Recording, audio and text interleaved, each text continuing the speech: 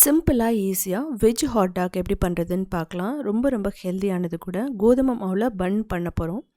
அதுக்கு முதல்ல instant active try east, sugar போட்டு நல்லா வார்ம் வாட்டர் ஊற்றிட்டு கிட்டத்தட்ட ஒரு 5 நிமிஷம் விட்டுருங்க. நல்லா ரைஸ் ஆகி வந்துடும். இதுக்கப்புறமா உப்பு, பால் பவுடர், அதுக்கப்புறம் மைதா 2 டேபிள் ஸ்பூன், அதுக்கப்புறமா கோதுமை மாவு 1 கப் போட்டுக்கலாம். நல்லா மிக்ஸ் பண்ணுங்கள். கிட்டத்தட்ட 3 டேபிள் ஸ்பூன் எண்ணெயை ஊற்றிட்டு 5 நிமிஷம் பிசைஞ்சிங்கன்னா சாஃப்டாக வந்துடும். இதை மூடி ஒரு 2 மணி நேரம் அப்படியே வச்சிடலாம். இதுக்கப்புறமா இதை டிவைட் பண்ணிக்கலாம். ஒரு 4 பால்ஸாக டிவைட் பண்ணிக்கிட்டு நம்ம ஹாட் டாக் பன் மாதிரி நம்ம ஷேப் பண்ணி எடுத்துக்கலாம். இதுக்கெல்லாமே கொஞ்சம் டைம் தான் தேவைப்படும்.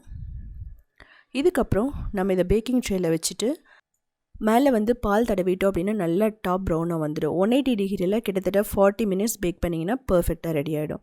ஸ்டஃபிங்க்கு பார்த்தீங்க அப்படின்னா மசாலா பொடி எல்லாம் போட்டுட்டு வேக வச்ச உருளைக்கிழங்கு போட்டு நல்லா மசிச்சுக்கோங்க. அதுக்கப்புறம் மைதா, கார்ன்ஃப்ளவர், பிரெட் க்ரம்ஸ் இதை இது மாதிரி ஷேப் பண்ணிவிட்டு மைதாவில் டிப் பண்ணிவிட்டு பிரெட் க்ரம்ஸில் கோட் பண்ணிக்கோங்க. இதை ஷேலோ ஃப்ரை பண்ணிக்கோங்க.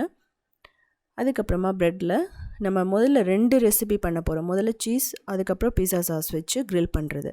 Hot dog pizza sauce, fry பண்ண உருளைக்கிழங்கு சாசேஜ், அதுக்கப்புறமா டொமேட்டோ சாஸும் மயோனேஸும் போட்டிங்கன்னா பர்ஃபெக்டாக ரெடி ஆகிடும்.